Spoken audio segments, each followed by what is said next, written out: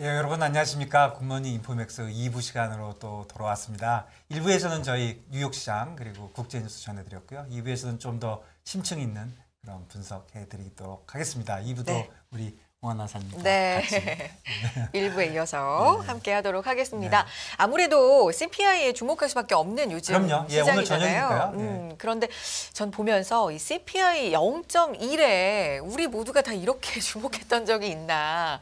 정말 역대급 인플레이션 시대에 살고 있구나 생각이 들어요. 0.1 곱하기 10인 것 같아요. 0.1 움직이면 주식 1% 움직인대잖아요. 그러니까요. 네, 그래서 뭐 관련된 얘기도 오늘 좀 네. 해봐야 될 것 같고요. 두 분 모셔보겠습니다. 현대차증권 리서치센터 이재선 연구위원, 미국 주식사관학교 신승우 대표 모셔봅니다. 안녕하십니까? 안녕하세요. 안녕하세요. 네. 말씀드린 것처럼 진짜 0.1에 우리가 이렇게 그것도 그랬던 우리나라도 적이- 아니고 남의 나라 그러니까 거를. 남의 나라 CPI에 그만큼 뭐 영향이 있으니까 당연히 네. 그런 거겠죠. 한 말씀씩 좀 들어보겠습니다. 어떻게 보고 계시는지 시장 얘기 좀 해주시죠. 네, 일단 이번 발표가 조금 특이한 거는 네. 이때까지는 CPI가 먼저 나오고 그다음에 PPI가 나왔어요. 근데 오늘은 PPI가 먼저 나오고 CPI가 나왔거든요. 이게 그래서 찾아보니까 그냥 나오는 거는 사실 발표하는 기관들 맘대로예요. 그래서 이게 꼭 누가 먼저 나와야 된다 이런 필연적인 그런 건 없는데 하필 이번에는 CPI가 계속 먼저 나오고 그다음에 PPI 나오고 그다음에 FOMC 약간 이런 스탠스를 쭉 따라갔거든요. 그래가지고 약간 언젠가부터는 사람들이 CPI를 보고서 그냥 지레짐작해가지고 아 연준이 이 정도 올리겠지 하고 실제로 연준은 딱 그 정도 올렸고 그래서 사람들이 그냥 CPI 보고서 팔아야지 사야지 이걸 딱 결정해가지고 CPI가 그냥 가장 중요한 날이 되어버렸는데요. 근데 이번엔 딱 처음으로 약간 기출 변형이 나와버렸어요. PPI가 먼저 나왔으니까. 네. 예. 그래가지고 약간 PPI랑 CPI 관계를 안 볼 수가 없는데 이런 네. 상황에서 네. 일단 간단히 좀 그래프 좀 네네. 보면은 예. 네. 이제 저게 뭐 조금 얇아서 안 보이겠지만 그냥 어떤 거냐면은 이제 그 CPI 있고 PPI가 있는데 네. 이제 CPI랑 PPI를 이제 좀 오프셋을 주면서 얼마만큼 오프셋을 줬을 때 가장 상관계가 서로 높은지 네. 이걸 따져본 거거든요. 네. 그래가지고 그걸 따져봤을 때 이제 일반적으로 PPI가 한 5개월에서 6개월 정도 선행하더라. 근데 그 선행 지수가 그러니까 선행되는 정도 그러니까 설명력이 엄청나게 크지는 않다. 그런 식으로 일단 파악이 되거든요. 네. 그래서 일단 선행 지표인 건 맞아요. 맞는데 네. 근데 이게 절대적이지는 않아요.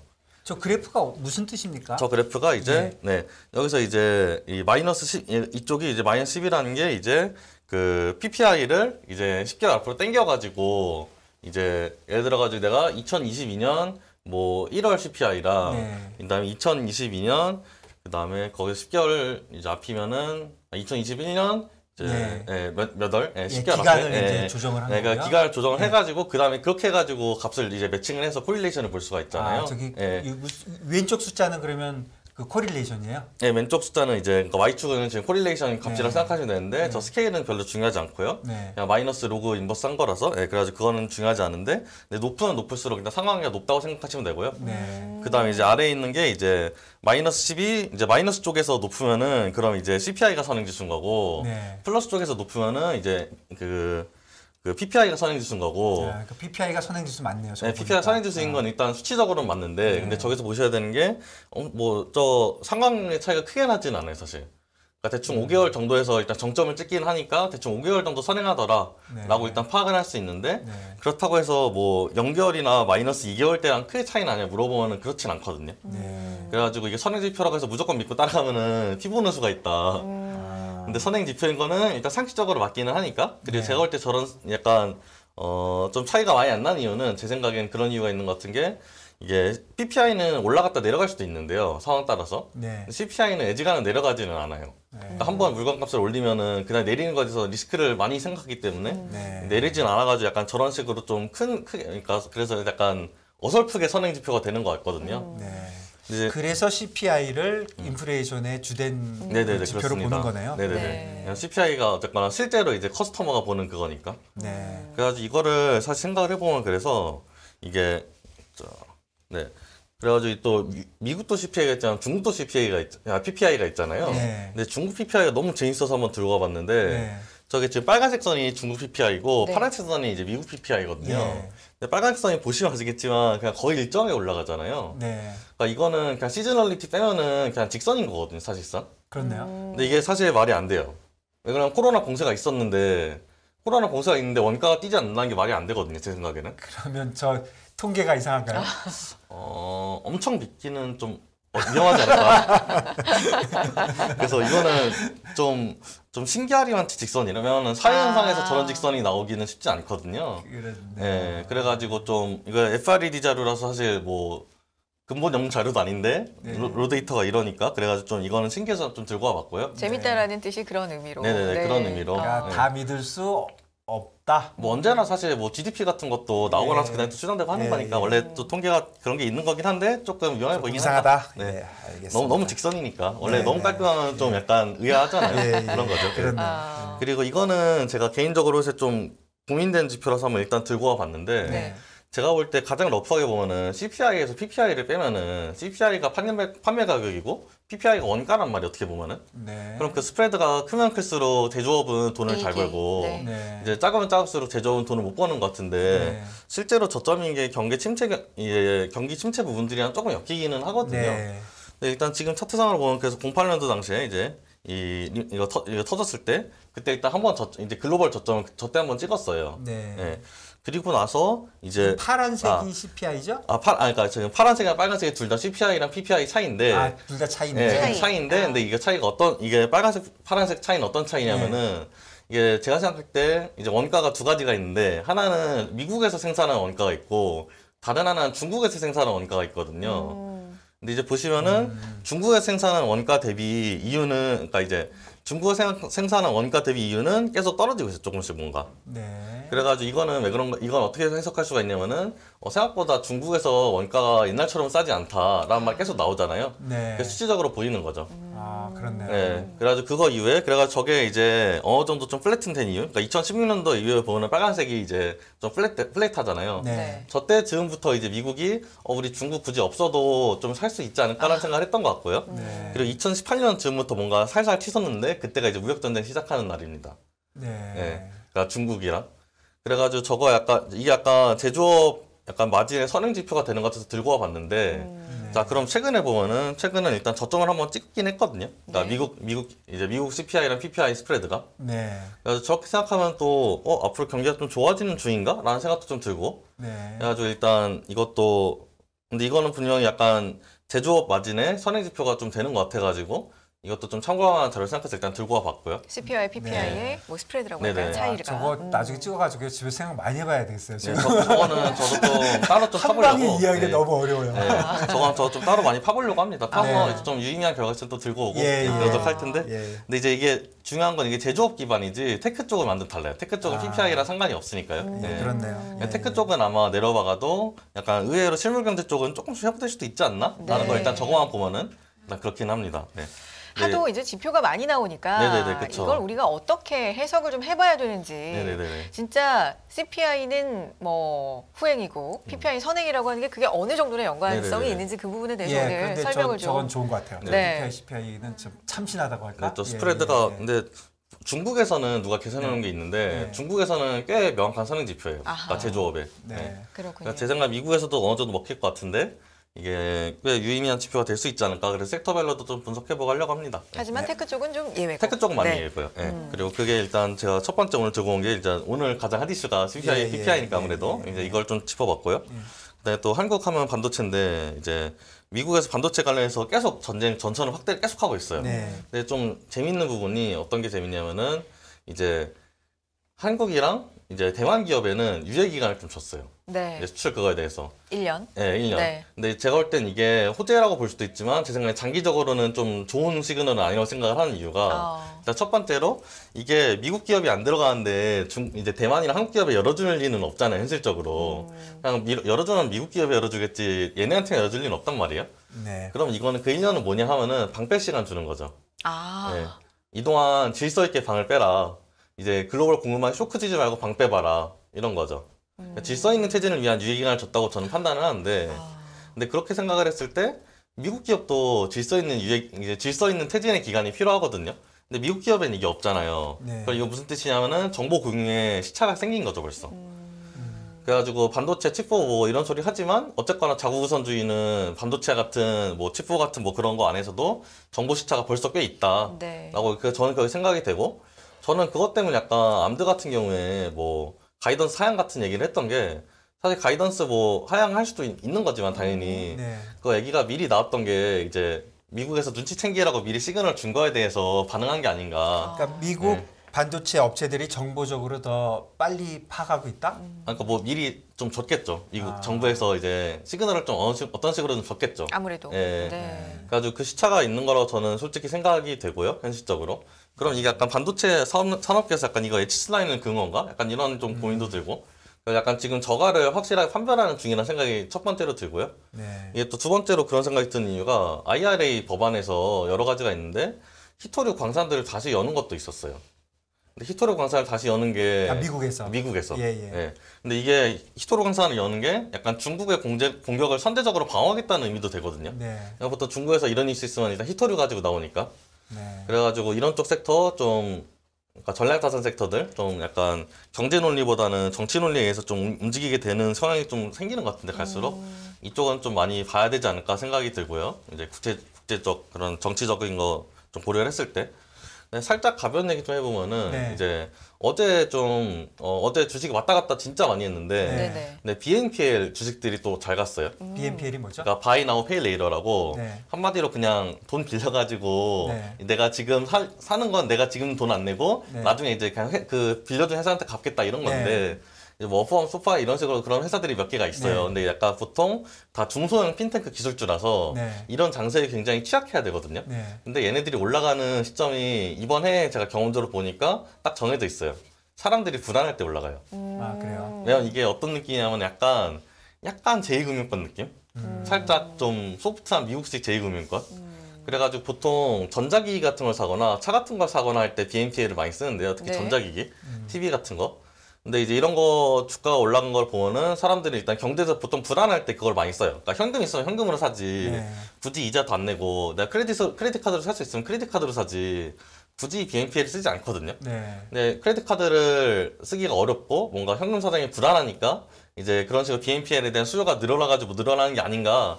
한 기대 심리로 조금씩 느는 슈팅한 시점들이 이제 이번 해에 좀 있었는데 지금도 사람들이 일단 굉장히 불안해하는 심리를 좀 반영하는 게 아닌가 싶어요. 그래서 그렇네요. 요즘 뭐 다들 이제 어렵게 시작하니까. 네. 네네네네 그렇습니다. 예, 오늘 아주 좋습니다. 흥미로운 얘기들.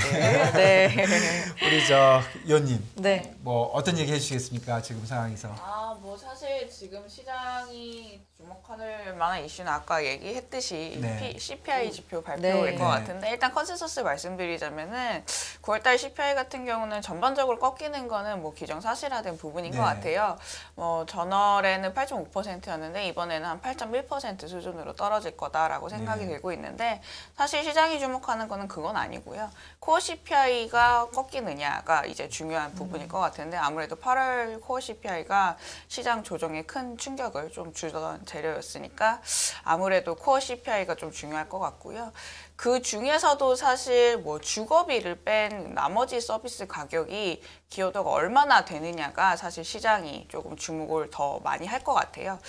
주거비 같은 경우를 보자면은 사실 어느 정도 한 2, 3개월 정도 후행하는 성격을 띠고 있기 때문에 점차 낮아질 거라는 거는 시장이 이미 알고 있는 사실이거든요.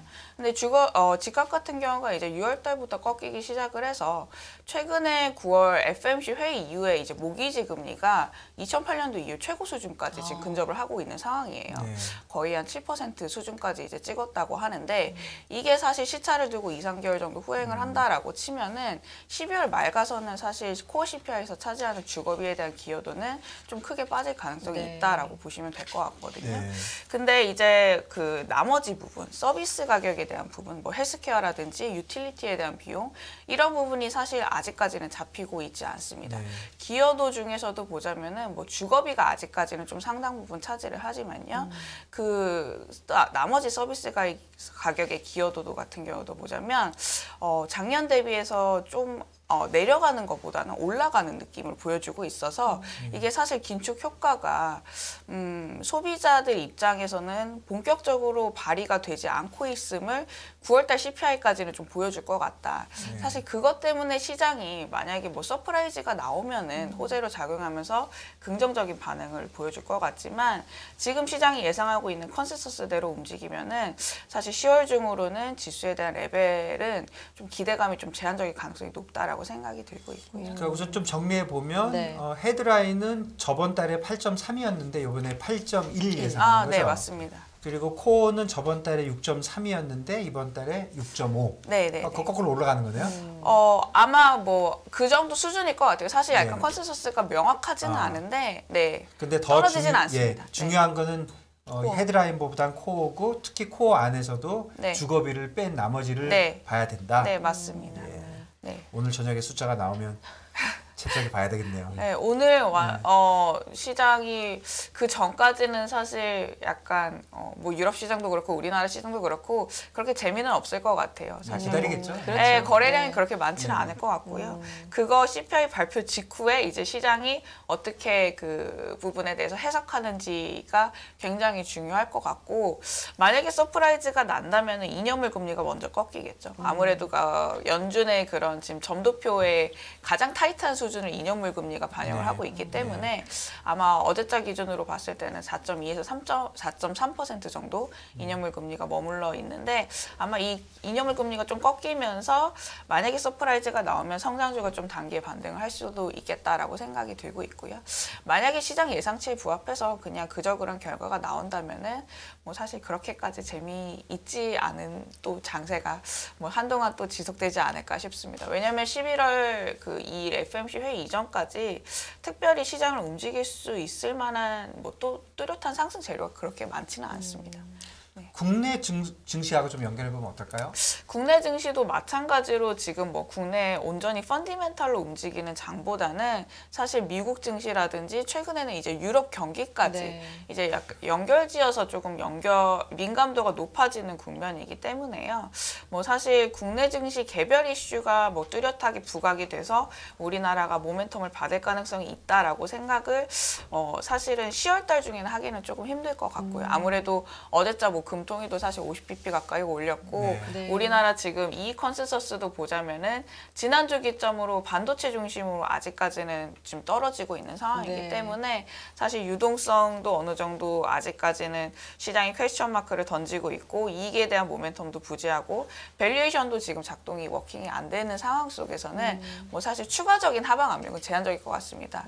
워낙 이제 밸류에이션이 많이 빠졌기 때문에요. 무역 분쟁 수준까지 이제 우리나라 그 PBR이 받는 네. 지금 수준까지 왔기 때문에 추가적인 하방은 제한적일 것 같지만, 그렇다고 해서 뭐 추가적으로 뭔가 뚜렷하게 우리나라 혼자가 부각될 수 있느냐라고 봤을 때는 또 그렇지만 않은, 좀 녹록치 않은 매크로 환경이다라고 해석을 할 수가 지금 있겠습니다. PBR이 얼마 정도 됩니까? PBR이 트레일링 PBR 기준으로는 한 0.89배 정도 수준인데 무역 분쟁 평균이 한 그 정도 수준이었고요.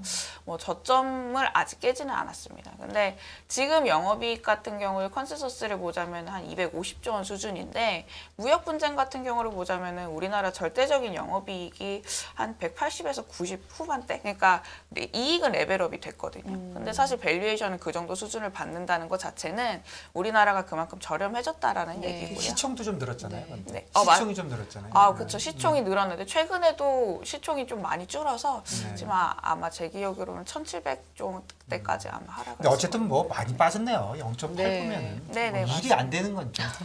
상피하면은 이제 다 돈 버는. 그러니까 회사 사가지고 그냥 쪼개서 팔면 남는다는 거예요.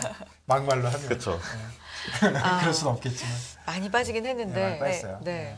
CPI 따라서 이제 또 빠질 수 있다는 그래서 얘기들이 이제 있으니까 CPI 불안한 거죠. 나오면 우선 좀 나눠가지고 우리가 시나리오별로 그러니까요. 오늘 저녁에 그래프가 이렇게 직선 좀 보일 것 같아요. 이렇게 쫙 오르거나 내리고 그리고 생각해 보니까 또 아니네. 좀 왔다 갔다 할 것 같은데 그냥 시나리오별로 미국 시장 시나리오 어떻게 될 것 같습니까? 주식 시나리오는. 오늘 같은 날은 뭐 원인이고 뭐고 다 필요 없고 일단 CPI 그냥 그렇죠. 따라가지 딱 올라갈 것 같은데요. 네. 예, 저는 사실 그 생각하는 게 아까 말씀하셨던 대로 0.1%당 1% 뭐 이런 거 되게 네. 좋은 것 같은데, 저는 8.1에서 위로 올라갈 때는 0.1%당 한 1% 오르는 게 맞는 것 같은데, 아래로 갈 때는 좀 더 많이 내려갈 것 같아요. 그러니까 그 숫자가 커지면 숫자가 거꾸로. 커지면은 네. 이제 그러니까 8.1이었다가 8.3 되면은 그럼 이제 마이너스 한 5% 이렇게 해가지고 막 1%당 마이너스 2.5%, 아, 굉장히 큰 0.1%당 폭으로. 마이너스 네. 2.5%. 어저께 아. 그 정광우 대표님이 네, 똑같은 네. 얘기 하지 않았어요? 뭐라고 얘기했더라? 비대칭적. 아, 맞아. 예, 되게 어렵게 얘기하셨지만 약간 그러니까 이게, 예. 비대칭적이라는 거죠. 예, 이게 오르면 오르면 좋으면 조금 조금만 올리고, 좋고 예. 나쁘면 아주 험하게 나쁘고. 네네네네. 그리고 이번 주가 그냥 그리고 또 이게 그런 건 있는 게 제 생각에는 사실 막 엄청 크게 막 그러니까 이 컨센서스가 막 비껴날 것 같진 않은데 그런 경우에는 또 이제 곧 은행들이 이제 그 실적 발표가 있거든요. 네. 이번 주에 그거 보고 기다려야지 하고 그냥 또 왔다 갔다 할 수도 있어요. 알겠습니다. 애가 뭐 좋은 일 별로 없을 거라는 거죠. 요약하면 그렇습니다. 네, 근데 CPI가 나오면 예를 들어서 미국 CPI가 높게 나가지고 미국 시장이 많이 내려도 네. 저는 조금 긍정적으로 한국 시장이 그렇게 많이 꼭 내릴까 하는 생각은 좀 있는데 최근에 우리나라가 잘 버티고 있는 건 사실이에요. 그렇죠. 예. 네.